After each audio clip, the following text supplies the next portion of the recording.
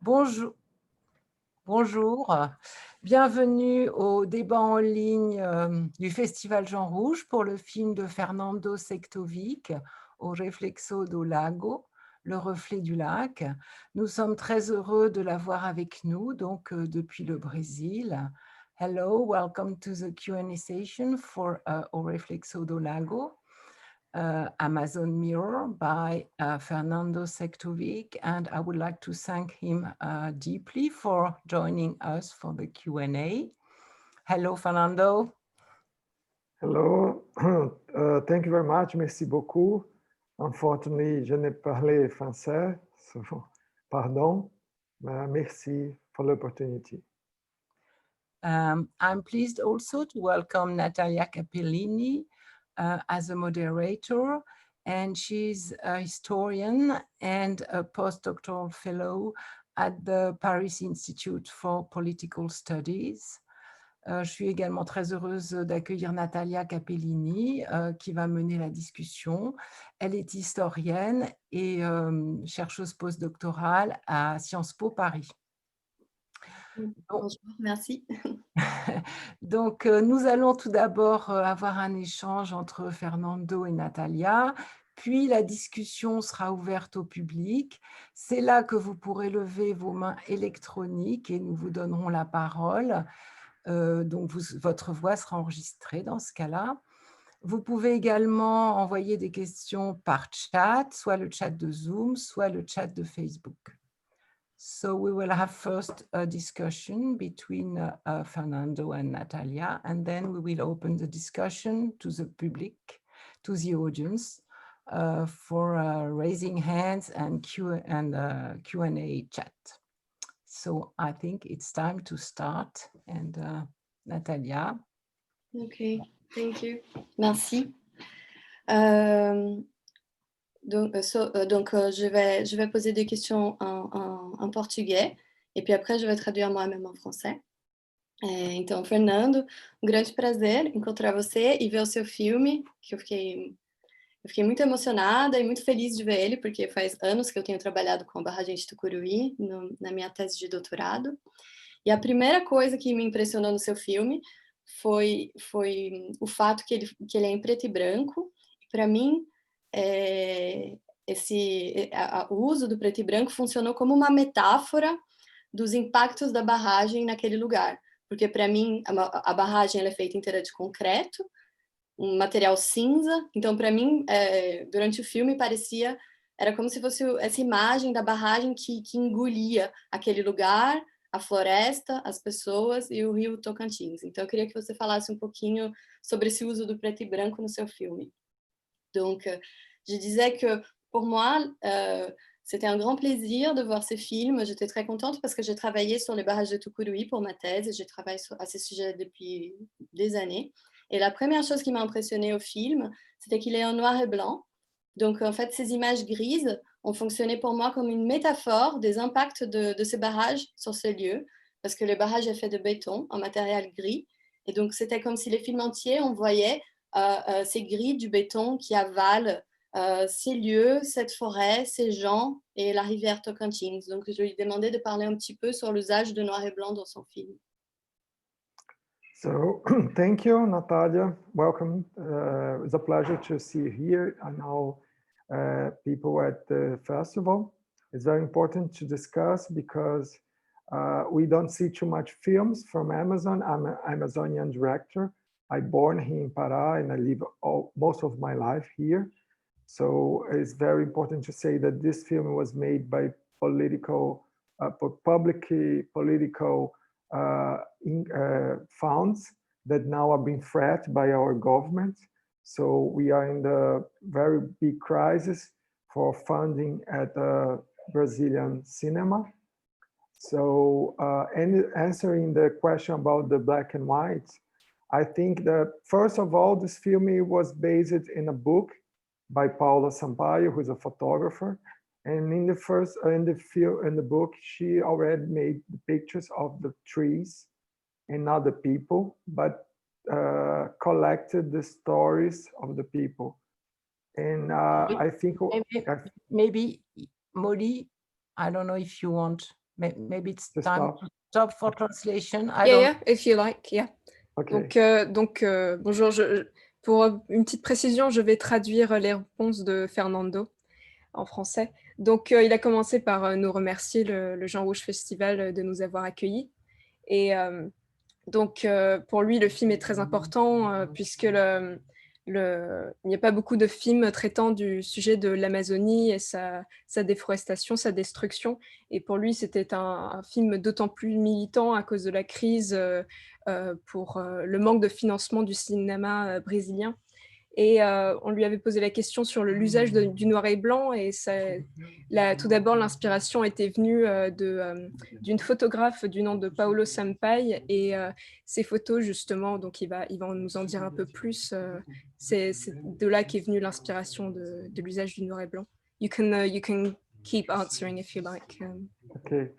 So besides of that book, during the filming and also in the post-production, we see that the black and white is also a way to see this place as a kind of a timeless zone, because we passing through different times in Amazon, but the relationship from the people, the way the people in Amazon are explored is still the same, independent in what age do we talk. And also, we see not only black and white, but kind of shades of gray, because the, how can I say, concrete of the dam kind of reflects on the trees and the people. And so we're very corrected the way we talk about that. We see only like 2 times the dam. We don't see too much the dam during the film, but the effect of the dam is on almost every time. So this is one of the things that we really think about it, how to talk, how the trees become kind of, how can I say, transformed into, they are not green, they don't have the brown, they just become a kind of sculptures made of the dam. I don't know if I'm explaining very well, okay? But that's my answer. Donc, il a poursuivi et donc, il y a 2 raisons pour l'usage du noir et blanc dans l'esthétique du film. C'est à la fois un effet qui rend un peu intemporel le lieu, et donc on ne sait pas tellement où on se positionne, mais il y a aussi le fait que le noir et blanc donne un état assez monstrueux et transforme les arbres dû au barrage. Et il s'intéressait aussi aux zones grises, pas seulement le noir et blanc, mais aux ombres et aux zones grises produites par l'effet du noir et blanc. Merci. Obrigada pela sua pergunta. Para mim, eu realmente fiquei... eu achei que foi um recurso muito bom, assim, que esse uso do preto e branco. E também muito obrigada de lembrar o estado atual do audiovisual brasileiro, que não são só faltas de recurso, mas também uma hostilidade atual em relação pardon. Mon téléphone. Pardon. Une hostilité par rapport Pardon, j'arrête. J'attends 2 secondes. Estou aqui. Uma hostilidade do governo em relação ao setor, né? E uma outra coisa que mexeu um pouco comigo é o constante barulho durante o filme das voadeiras, que para quem já foi para a Amazônia, principalmente nas zonas mais ribeirinhas, é uma memória emocional sonora relacionada a esse lugar. E eu também achei que vocês conseguem passar um ambiente sonoro, e não só visual, desse espaço, que é um espaço que muita gente não conhece, nem no Brasil. Então, para as pessoas que conhecem esse lugar, traz essa memória afetiva, mas para as pessoas que não conhecem, permite tipo, uma imersão nesse espaço. E E o que eu também achei interessante, esse constante uso desse meio de transporte fluvial, todas essas questões ligadas ao material. Então, todas as vezes que vocês vão entrar no barco, tem que tomar cuidado para o material não cair, o que também leva a uma outra questão, que é a questão da eletricidade, né? Que não tem nesses lugares que ou tem muito pouco nesses lugares que vocês visitam, e que é uma necessidade para fazer o filme, para alimentar a câmera, para carregar os equipamentos. E eu queria que você falasse um pouco sobre isso, sobre esse modo de vida fluvial que você retrata. Donc, en français, je suis désolée pour le bruit, mon téléphone était avec l'ordinateur, pardon. Donc, je disais que j'étais d'abord très contente qu'il a rappelé en fait cette question politique vis-à-vis de l'audiovisuel au Brésil, qui non seulement connaît une crise de financement aujourd'hui, mais carrément une hostilité de la part du gouvernement. Donc, c'est important de faire voir les films brésiliens en dehors du Brésil pour soutenir en fait cette production. Mais donc, revenant un petit peu au film, une autre chose qui m'a beaucoup marqué, on voit ces gens dans ces petits bateaux à moteur qui s'appellent voadeira et qui font un bruit.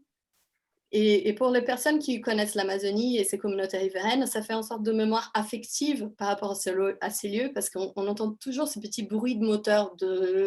Et pour les personnes qui n'ont jamais été dans ces endroits, je trouvais que ça fonctionne bien comme une sorte de manière d'immerger dans ce lieu, d'être immergé dans ces panoramas sonores de ces lieux-là.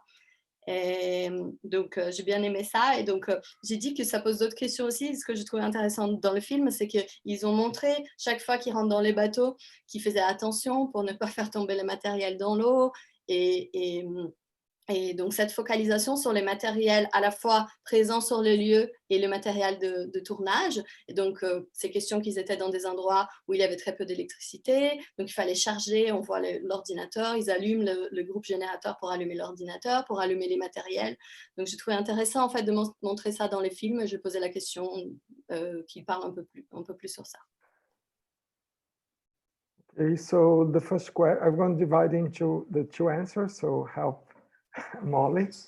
So we have a very strong approach on sound, especially because, yes, we have this boat, and I always call this is not a road movie, but a boat movie, because we need boats and we need, how can I say, voadeira, is a small boat.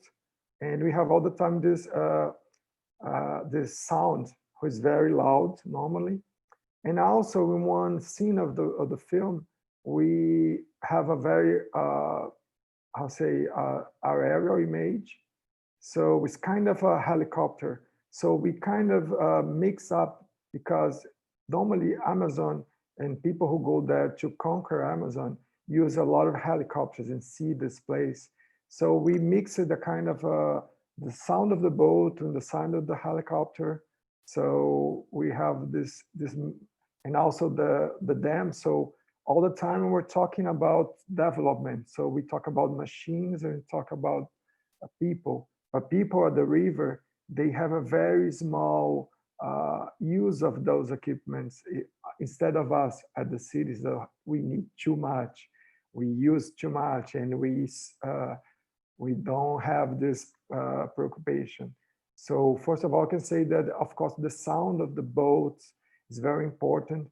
And also the way people still need, of course, they still need to use machines and they still need to use oil, even though they are there. So I think it's a very conflict to how we see our energy, just like given by God. So we don't think about how this energy comes to us also. Donc, alors, il est tout à fait d'accord avec Natalia sur l'importance accordée au moyen de locomotion qui est le bateau. Et justement, il considère ça comme un moyen de locomotion vital, comme toutes les machines qu'on voit. Pour eux, pour les habitants aux alentours, ça paraît essentiel. Et il voulait aussi dire qu'il y avait une opposition entre les vues aériennes et les vues depuis le bateau à l'échelle humaine pour justement créer cette opposition entre les puissances qui viennent piller pour les ressources naturelles à leur profit et les personnes donc dans les bateaux qui sont là, qui vivent au sein de l'environnement totalement en harmonie avec. Et donc voilà, donc la question de l'énergie est au cœur de son propos et heu et voilà. Donc je pense avoir plutôt bien résumé. Yeah. And in the second part of the question is that this documentary, this project, was a result of 4 years of going to Tucuruí and filming the people. Even though you see as only as a one trip, was more than 7, 8 trips during those 4 years. And I think the filmmaking industry sometimes is close to the hydroelectric plants. Normally, when you go to film, we have a big crew, we have a lot of equipment. So what we try to do is what the opposite in this project. We have a very small crew, and we live in the place of the people, and we have to planning our days according to the time that we can recharge the batteries, that we have lights. So we try to be as much as we can close to the people who live there. So I really believe that we're very connected to them. And so that's why I try to show the crew and all the difficulties, because it's not easy to shoot the Amazon, especially in this place. So we use only the resource that we have as like the people at the Reservoir Lake. Et donc il faut savoir qu'il y avait plusieurs voyages, dans le cadre du tournage et pour lui, donc il voulait être, se dissocier un peu de cette idée du cinéma avec, des tournages à gros effectifs. Alors qu'ici, il y a non seulement de petits effectifs, mais ils sont très proches de l'équipe, bah, des témoins et des habitants rencontrés et pour eux, ça semblait essentiel d'utiliser le même équipement qu'eux pour être vraiment, à égal et donc la proximité avec, les habitants lui tenait, énormément à cœur.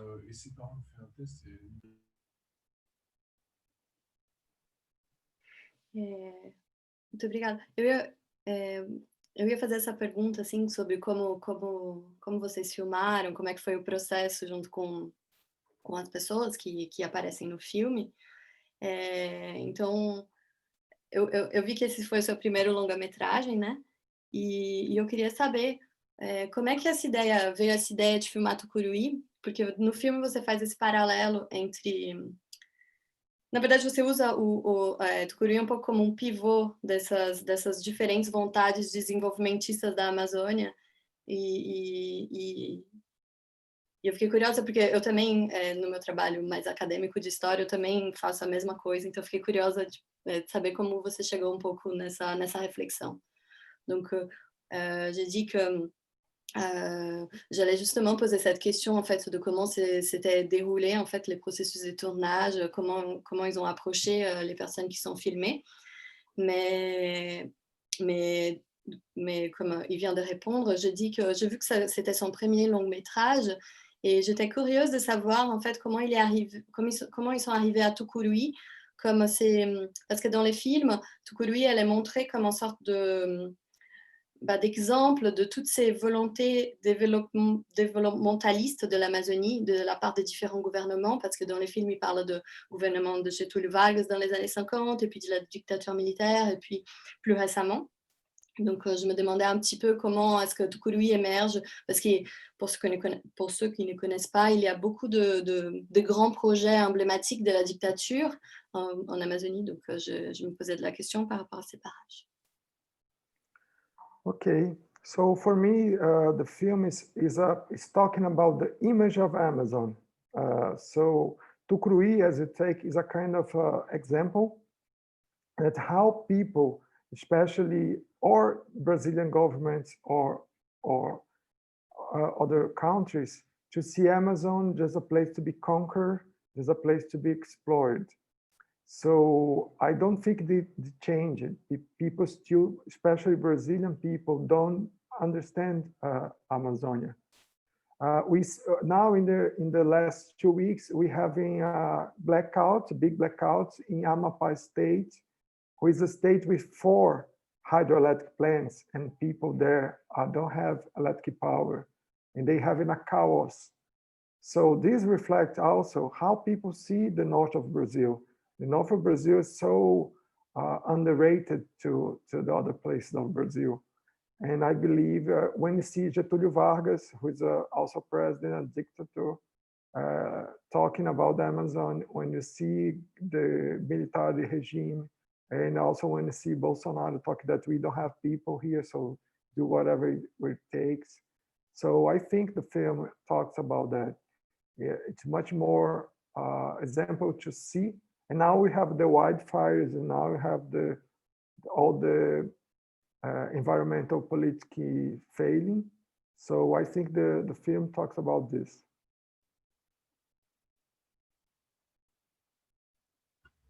Donc, pour Fernando, pour lui, le film et en fait, essaye de retranscrire en fait l'image de l'Amazonie et ce qu'on en fait, comment on perçoit l'Amazonie, comme un lieu à être détruit et pillé, de ses ressources et il essaye justement de changer cette image, puisque même, bah, ça fait plusieurs, décennies qu'on a cette idée que l'Amazonie est là pour notre profit, là pour être exploitée et donc il nous rappelle, même encore maintenant, le Maduro, Bolsonaro qui dit que c'est un lieu à être pillé, mais et même encore récemment, il y avait les feux de forêt, voilà.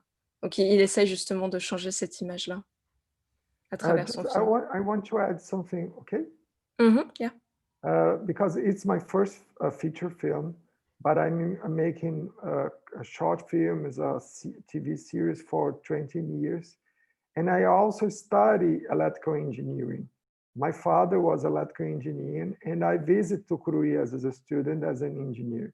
And I quit, and I became a journalist and a filmmaker.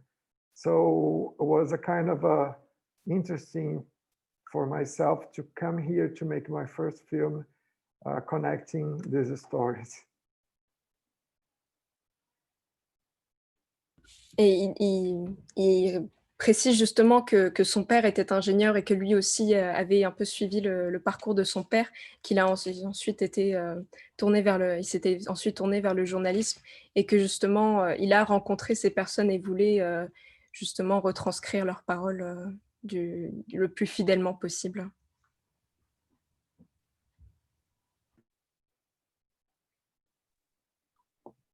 Obrigada por compartilhar essa história pessoal. Eu sempre acho interessante ver como a gente acaba voltando para os mesmos lugares, mas por caminhos diferentes. E eu concordo, eu compartilho essa visão com você e muito bom você ter trazido essa situação atual do Amapá, porque essa ideia de um modelo energético que impacta localmente, mas que traz poucos benefícios, né, localmente. Porque eu acho que essa é uma das grandes questões que as barragens trazem, né? E já que estamos falando um pouco da situação atual, como você vê assim essa continuidade assim, barragem queimada? Donc, d'abord, je voulais remercier Fernando d'avoir partagé cette histoire personnelle de son parcours parce que je trouve toujours intéressant en fait comme souvent dans des œuvres artistiques, on voit que les gens finissent par passer par les mêmes endroits, par des chemins différents. Donc d'abord pour lui en tant qu'ingénieur et maintenant en tant que cinéaste. Et j'ai remercié aussi de rappeler cette histoire de ce qui se passe dans le nord du Brésil, dans l'état de l'Amapá actuellement, qui sont sans énergie depuis quelques semaines. Et parce que cela questionne un des principaux problèmes des barrages dans des lieux isolés comme en Amazonie, mais en général, que c'est cette idée qu'il y a des lourds impacts localement, mais les bénéfices, ils ne sont pas du tout sentis localement. Donc en fait, l'énergie de ces lieux-là, ils sont rarement partagés avec les personnes qui vont être affectées. Et donc, en parlant donc, de la situation un peu actuelle, j'ai demandé en fait pour lui quel lien barrage et déforestation, parce que dans son film, on voit ces images de forêts en train d'être brûlées aussi.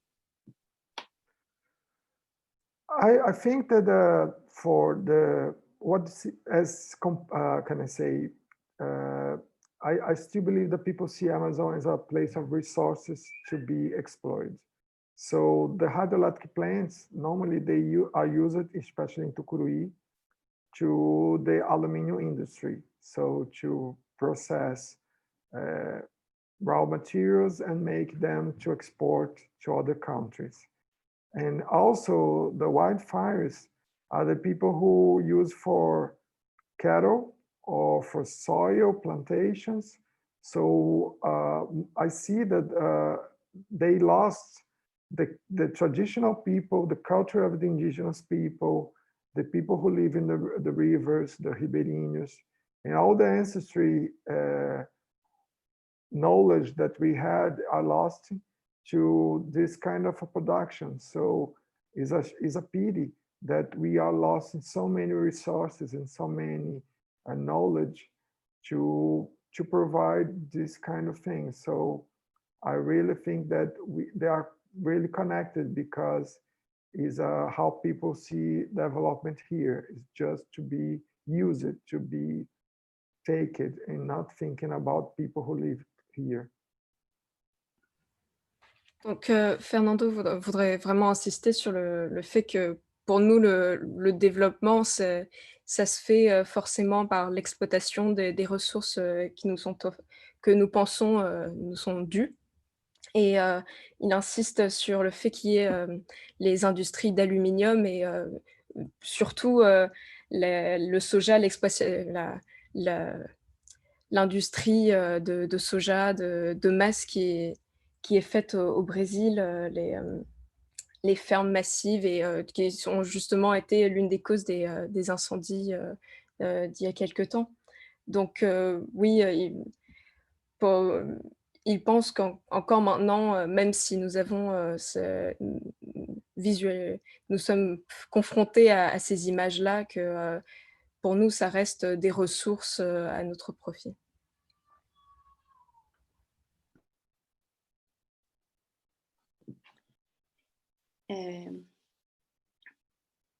Compartilho também, totalmente.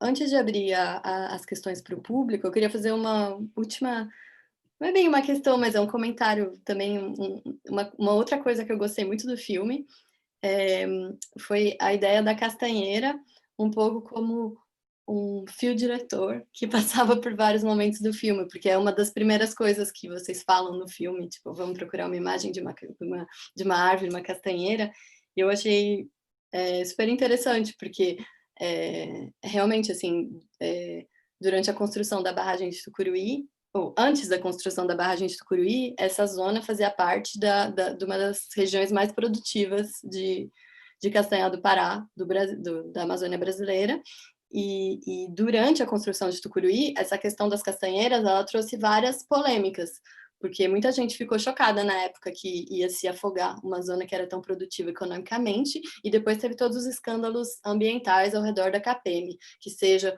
porque elas cortaram, porque não cortaram as árvores, ou pelo uso de produtos químicos nas castanheiras. Então, não sei se você quer falar uma coisa sobre isso, assim, como é que veio essa ideia desse... Não sei se é um fio diretor mesmo, mas eu que vi assim e eu gostei. Donc, une dernière question avant d'ouvrir les débats pour le public. Une chose qui m'a beaucoup plu dans ces films, c'est cette idée de l'arbre de noix du Brésil, castagnelle, comme une sorte de fil directeur, parce que c'est une des premières choses qu'on voit dans les films. Ils sont en train de dire qu'ils vont chercher une image d'un arbre et puis après on voit les arbres debout et puis noyés dans le lac. Et c'est super intéressant parce que, en fait, ils ne parlent pas dans les films, mais dans cette zone, c'était une des zones les plus productives en noix du Brésil avant les barrages. Donc, il y avait une grande exploitation une grande exploitation de ces produits. Et à l'époque, quand les barrages a été construit, il y a eu pas mal de polémiques autour de ça parce qu'il y a eu pas mal de gens qui ont été choqués en fait qu'une zone si productive puisse être totalement noyée pour construire un barrage. Et c'est aussi intéressant parce que après, pendant la construction, on a vu un peu ça. Il y a eu un scandale de corruption à propos d'une entreprise qui a été embauchée pour enlever les arbres de la zone du réservoir et qui ne l'a pas fait, avec des questionnements sur l'usage d'agents orange des produits défoliants ou pas. Et puis après, aujourd'hui, maintenant que les barrages est là, ces arbres, elles restent, les cadavres de ces arbres, elles restent dans le lac. Donc, j'ai trouvé ça super intéressant. Je posais la question si c'était pensé comme un fil directeur ou pas, ou quelle est la place de cet arbre dans les récits. I think I have two answers. One is that I really look to these trees like they are guardians. I don't know if it's looking to us as humans, you know, it's a kind of a, so even though there are few Brazilian nuts trees, but most of them are destroyed. So even the destroyed, the dead ones, and also the live ones, I think they are looking to us all the time. So the film is not a typical film about Amazon because we don't see too much forest. We see destroyed forest most of the time. And I also think that I wanted to understand what has before the dam. So one of the interviews with Dona Rosa is how it was Tucuruí before. So Tucuruí has a different name, even though. So I try to reconnect it to this past of Tucuruí because it seems like Tucuruí born because of the dam. So they also flooded this story. So I think the film trying to bring back what was before.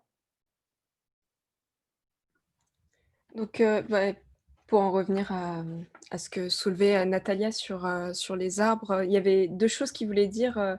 La première, que lui considérait ces arbres, les noyers du Brésil, comme étant des gardiens qui nous observaient et nos actions. Et l'autre chose, c'est ce qu'il voulait s'intéresser à ce qui précédait la construction du barrage, au passé de l'Amazonie, avant l'installation du barrage. Et pour lui, le noyer permettait de faire un lien, si on veut, à les réminiscences de ce qui était la nature précédant nos actions pour la manipuler.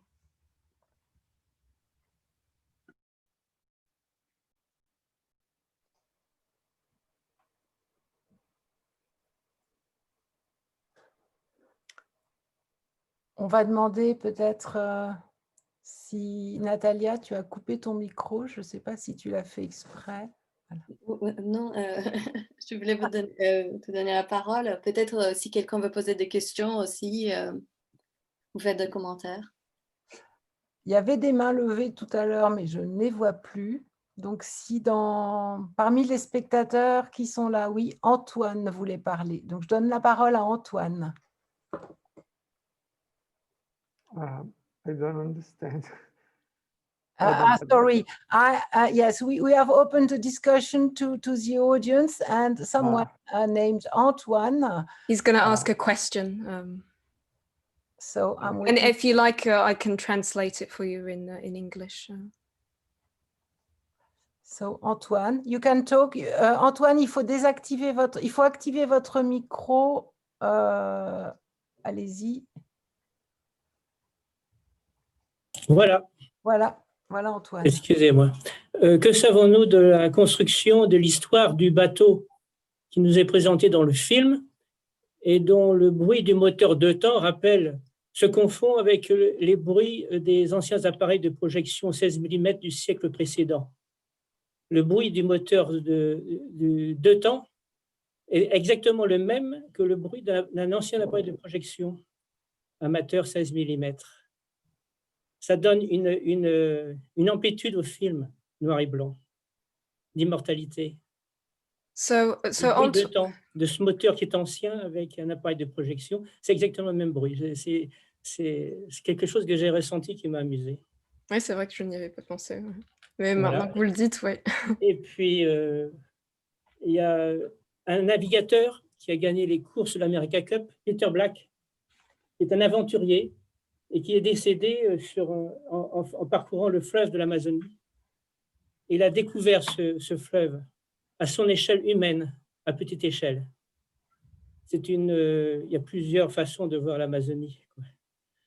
Voilà, c'est tout. D'accord. Euh, Well, there were a few things he said. What he wanted to, first of all, find out whether there was a story behind the boat, the one we see in your film. And he thought that there was an interesting parallel, that the noise produced by the engine reminds us a bit of the first cameras, you know, the cinema cameras with the film. So he thought there was an interesting comparison, and whether you had thought of that. No, I really don't think, but it is very interesting because for myself, I'm very passionate for the first films. I love the silent movies, and maybe it wasn't sometime in my mind. And the boat that we use in the film was constructed by those guys. We don't explain that, but normally the people on the river, they made their own boats and they construct. There's a very, when I talk about knowledge and about they are very good with this. So they have a very tradition of making the exactly kind of boats that can be used in this river. So this is a very interesting things that really happens in these communities. I don't know if I answer. Sorry. Thank you, Antoine, for your question. Merci. Donc, il voulait... donc déjà, le parallèle n'était pas du tout volontaire pour rappeler la caméra des premiers temps du cinéma. Mais il voulait aussi dire que le bateau a été construit par ceux qu'on voit dans le film, et qu'il y a un bateau type pour naviguer dans le fleuve. Voilà, donc préconçu, et c'est totalement construit de toutes pièces par ceux qu'on voit dans le film. Et il espère que ça répond à votre question. Est-ce qu'il y a d'autres... Pardon. There's another question from him. There's another question. Okay. Est-ce qu'il y a d'autres personnes qui voudraient poser une question en cliquant sur la petite main électronique, ou un commentaire, ou un feedback, ou ce que vous voulez, ce que vous avez envie de partager. I see another question here in front. Ah, yes. Théo, je te laisse prendre la question. Alors, c'est une question qui a déjà plus ou moins été répondue, mais la question est de savoir pourquoi avoir fait le choix d'un film en noir et blanc. Est-ce par rapport aux images d'archives, à la lumière, point d'interrogation, et je vous félicite pour ce travail. Donc, tu veux peut-être... Oui, pourquoi pas.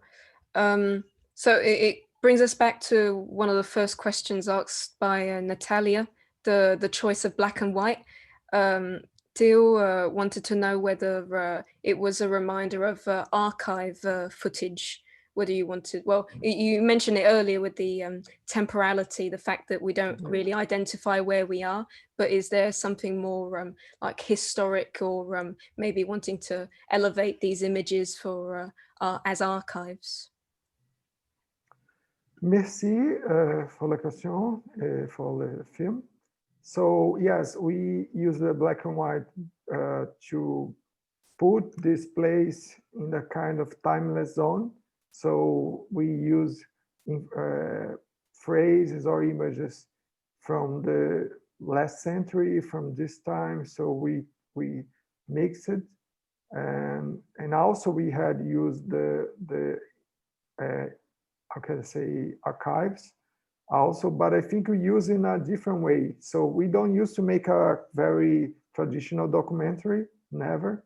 So how they use the images of also the nuts, also the construction of the dam, we use like a science fiction movie sometimes, very strange. So I think that for some people, Amazon is another place, it's another planet. So we use also because of this kind of, how can I say, strangeness. Il n'y avait pas d'autres questions dans le chat pour l'instant, mais peut-être en transition, moi, il y a une scène qui m'a appelé une question. Je vais peut-être traduire en même temps, comme ça, je fais un petit peu mon flot de pensée. I was just saying there is no other question for the moment in the chat, so I wanted to share a remark with you as a transition before other people ask questions. This scene with people dancing to the song, it says, I am Brazilian, I am a Latin American. This scene raised me a question. Je voulais me référer à une scène où deux personnages dansent au rythme d'une musique qui fait part un peu de l'identité des personnages. Je suis brésilien, je suis latino-américain. Justement, je voulais poser cette question de l'identité. This scene made me ask the question of the identity of people living in Amazonia. And to me, it seems like you were talking about, first of all, for them, the fact that they are losing their tradition. At the same time, they are seen as a place for resources from the Brazilian in general. And to the world, they are the source of life. So they are a bit lost in many different identities, and I wanted to have your sentiments about those changing identities of people from Amazonia, if I make myself clear. Let me just switch back in French for a while, just to translate what I just said really quickly. C'est juste que il me semblait que les gens d'Amazonie étaient en train à la fois de perdre leur tradition, ils étaient vus comme des ressources, l'Amazonie est vue comme une ressource. En même temps, à l'échelle du monde, c'est vu comme la source de la vie, l'Amazonie, c'est l'image qu'on a tous de l'Amazonie. Je voulais qu'il commente cette question de l'identité de ces personnages qui changent avec le temps. I don't know if I understand exactly the question, but I'm trying to answer. I think that also one of the things that I want to address at the film, as even though those people suffer the consequences of the construction of the dam, I don't see them, I see them as a very strong people. I think, I really believe they will have the resistance to stay there, not going to cities and to be at the, they really hard try to steal there. So the party scene for me is a way to change those people, not only as poor people and how can I say, I don't know say in English, but I think they are very strong. And also they have, they play soccer, they have a mass, and they live. So I really want to show that even though all those things happening, they still have a struggle to survive and to stay there, and also to have fun their own way. And I think the sound here, the music in Pará State, music in Amazon, are very strong thing of our culture. So I really want to make to show a party, even though it's a kind of a shock for some people in this kind of documentary. Thank you. On a deux questions qui sont apparues dans le chat. Je peux peut-être les faire. There is another question in the chat. I'm just going to read it to you. Molly, tu peux peut-être faire la traduction. Je ne sais pas si tu as accès directement aux questions. Non, je ne les vois pas. Bon, je vais les lire. Non. Please, I don't know if I understand exactly. Can you translate for me, Molly, please, or Natalia? C'est bon, je les vois. C'est bon, ils apparaissent. Duas questões, ela vai ler para você. Okay. Yes, I'm just going through the questions. Ça serait lesquelles? C'est Tu as Romain Plume. Bonsoir tout le monde. Merci Fernando. J'aurais aimé connaître les raisons du réalisateur de se poser devant la caméra, de faire partie des gens, du paysage et de l'histoire. So someone called Romain thanks you for your film and would like to know whether there were any reasons for you to want to be in front of the camera, because we sometimes see you watching the footage that you yourself have filmed, and whether there was other reasons for wanting to be with the people, be in the landscape, and be part of the history. Yes, since the beginning of the project, I really want to show the crew and also myself, especially for the question that I was connected to Tucuruí as an engineering student, and then I changed to be a journalist and filmmaker. But of course, the film is very alive and then changing. So for me also here is the kind of a meeting, is a rencontre from some guy from the cities, a director, and goes to this place to meet those people.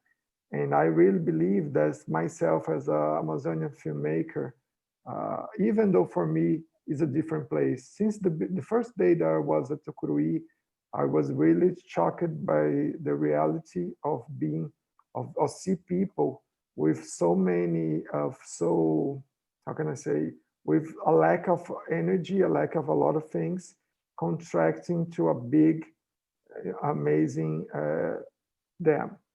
So I really think that it was a kind of a choice to be inside of the stories. I can't put myself outside of the stories. I was part of the story because I live here, and I'm connected also to this construction, even though I don't live here, I don't live there all day.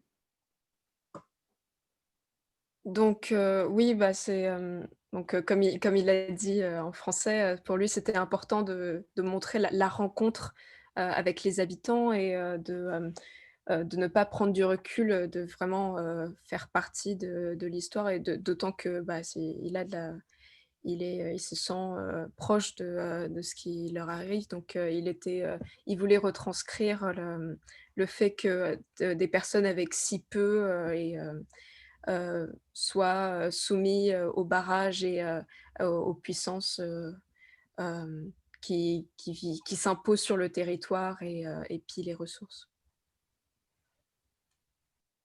On a aussi une question sur le temps des scènes qui sont très longues et très lentes, et la relation peut-être avec un rapport au temps qui serait différent en Amazonie, et de nous en dire plus sur ce choix et ce que vous cherchez à montrer à travers ces scènes-là.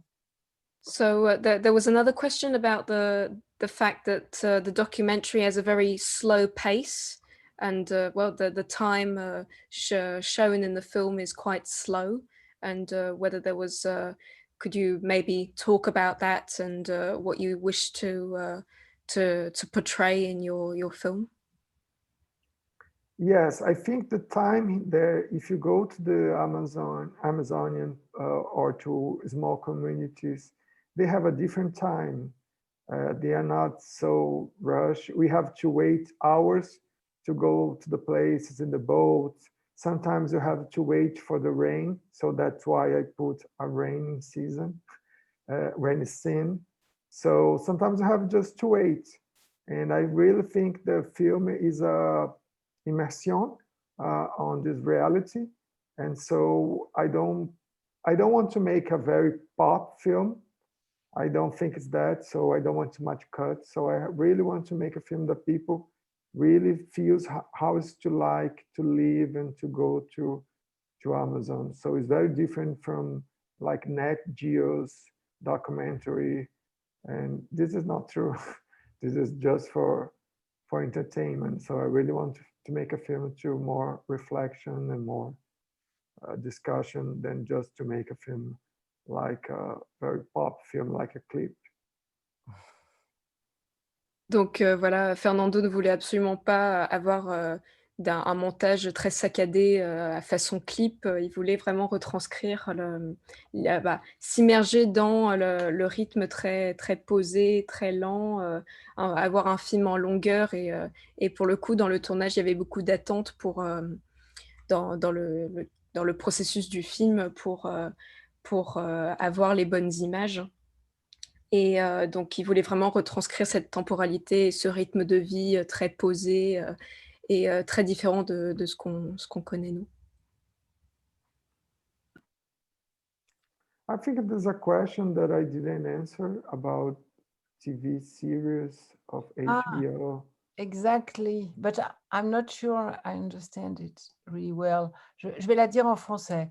L'appropriation des codes esthétiques des séries comme HBO ou Apple Film est-elle utile pour attirer l'attention d'un public plus large qui regarde les films sur un smartphone? I think what the question was, what did you think about the codes, Okay. filmmaking codes used by HBO or Apple Film to really attract an audience? So what you were mentioning earlier, maybe like an editing which is far more with far much more speed, and Yeah. whether that was to stick with the smartphone tool. Yes, of course, is what we see now is a kind of a pattern of like Netflix or maybe HBO documentary series that we have a lot of people talking in the archives, and they make a kind of a fiction film. So we are connected to still, because they are made this for people to still going on the platform for more time. So what we do now is a very different approach. We want really think to film to much more raise consciousness about Amazon and people and the effects of the environmental, the effect of development projects. So I think we are in a very different place.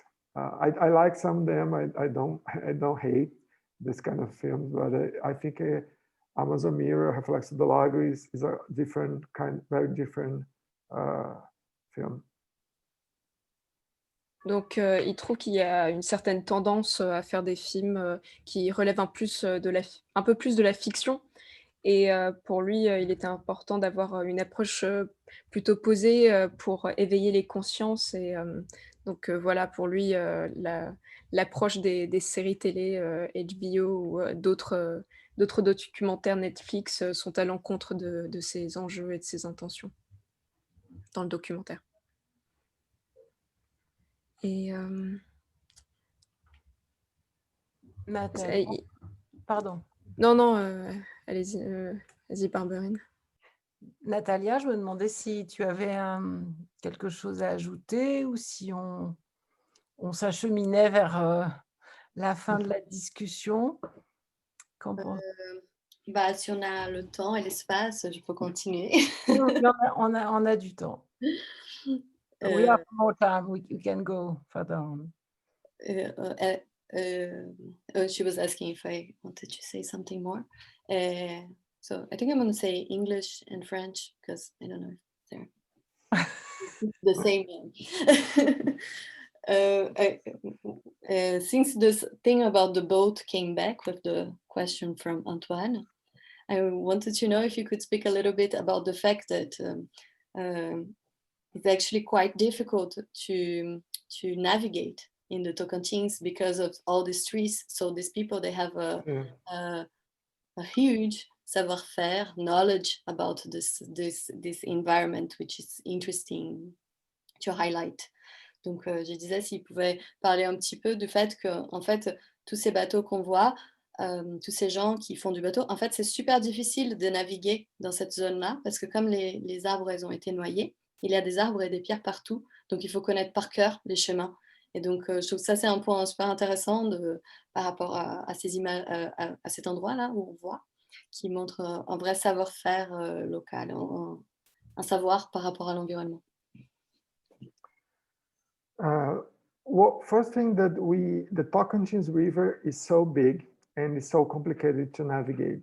So we focus much more our characters, our people in the Caraipé River, who is a Tocantins affluent.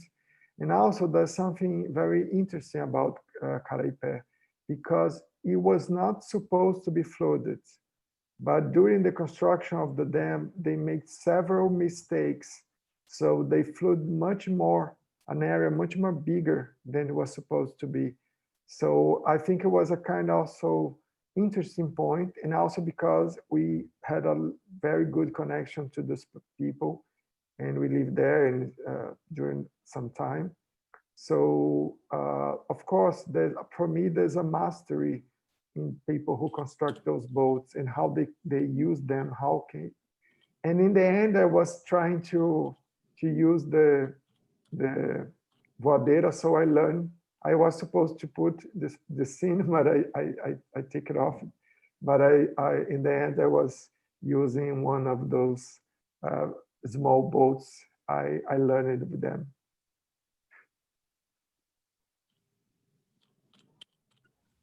Est-ce que tu veux aussi traduire la réponse, Natalia, ou non? Non. Donc, ouais, donc il trouvait ça intéressant de parler de la maîtrise en fait de construire des tels bateaux pour naviguer la rivière Carpaille qui en fait n'est pas vraiment faite pour être naviguée dans de telles conditions. Donc voilà, il trouve ça assez remarquable de pouvoir la naviguer et de pouvoir la maîtriser de cette façon.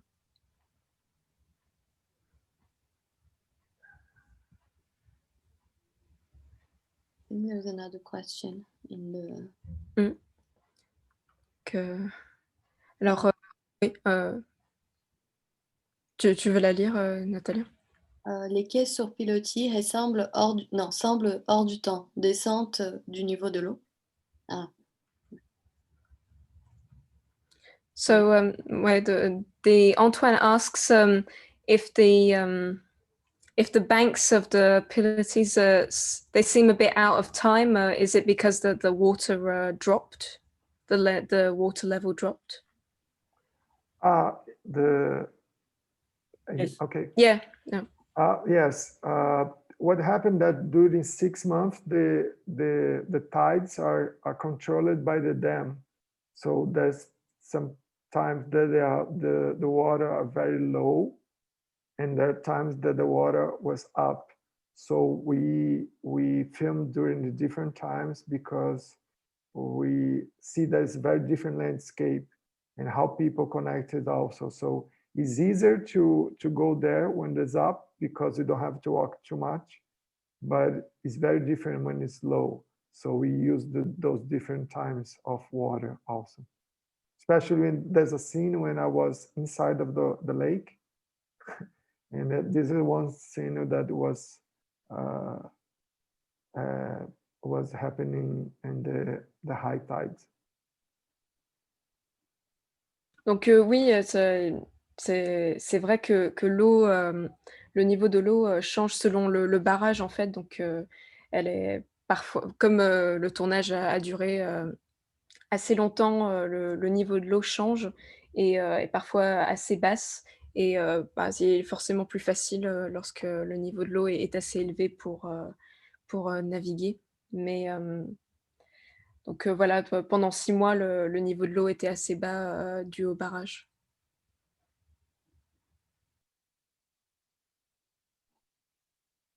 And another question, because you were mentioning that you chose the Caraipé River, people that live in these islands that were formed by the reservoir to focus your film. If you could talk a little bit more about this choice, because it's true that you could have taken many different angles because there are the indigenous populations. So with the Eletronorte projects, you have the people that were formerly moved, you are the people that left, there's the people from the city of Tucuruí. So if you could talk about this choice. Yes, because there's so many things to talk about Tucuruí, so it could be a documentary series for many episodes. So it's complicated because we have to choose a film that normally documentary, they have too much time. They don't take too long. So also, besides the Paulo Sampaio book, I also met Edilene Portillo, who is a researcher. Also, her family is from the lake, and Dona Rosa and Samanduca are her parents. So she's a very supportive of the film, and she also introduced myself to many of the characters that's still in the film. So that was, if you go to those places, very important to have people who open the doors. So it's difficult to go there and then find people, and people trust you to tell those stories and open their houses. So Edilene and her family was very important to the film because they can make us to go there. And of course, there's other communities that I really want to show, but it was so complicated and also so expensive because this is a very low budget film for Amazon. The cost to travel in Amazon are very high, especially for crew, even though it's a small crew. And so I think that also one of the reasons that we stay in the Caraíba River because we have this support. Donc déjà, Fernando voulait dire que qu'il était important lorsqu'on veut filmer un documentaire là-bas d'avoir déjà des contacts pour ensuite mieux appréhender les habitants aux alentours. Donc il connaissait Angelina amicalement et cette personne lui a permis d'ensuite parler avec les autres témoins du documentaire. Et il voulait aussi dire que c'était très coûteux de filmer dans de telles conditions dans l'Amazonie.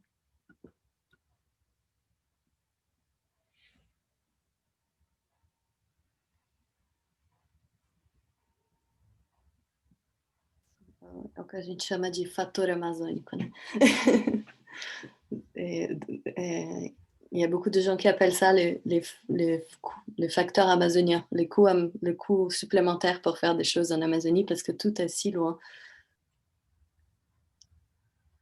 Est-ce qu'il y a d'autres questions peut-être?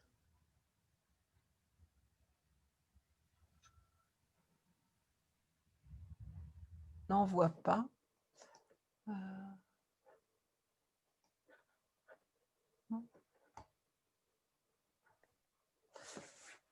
J'ai pas l'impression que quelqu'un ose.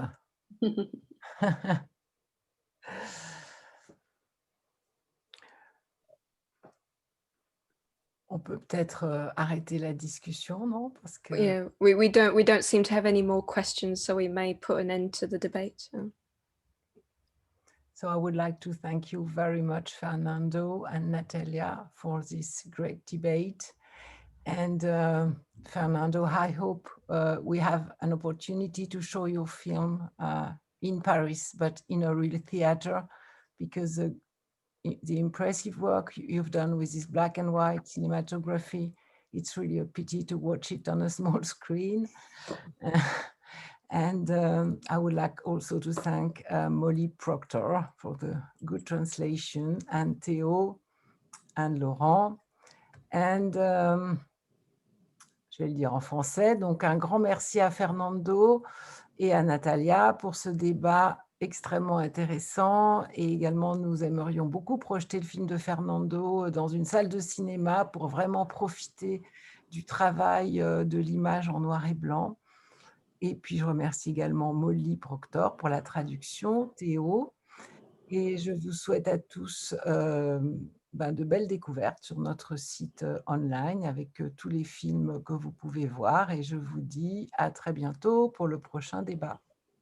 So, goodbye everybody. Thanks again. And see you soon. Merci. Au revoir. Merci beaucoup. Merci.